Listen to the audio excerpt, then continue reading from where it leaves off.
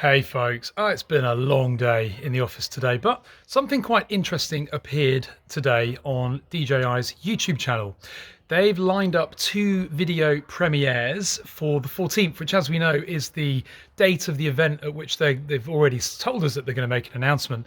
However, these two are for the gimbal, and it's the same imagery that we saw before for the new Ronin models that we're pretty sure are coming out. That's pretty much for granted now. What the imagery doesn't show is any drone, and nothing at the moment has been queued up to show the release of a drone. And of course, being that this is a virtual event, it's either going to be a live video or a premiere.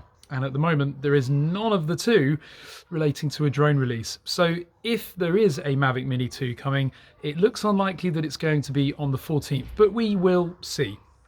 On the topic of the Mini, I've just put a video on the main channel, by the way, regarding $100 or €100 discount from the Mavic Mini 1 combo, which will be from midnight tonight, and that's courtesy of Amazon Prime. Tomorrow, or midnight tonight, starts their Prime Day when they have massive discounts on loads of things.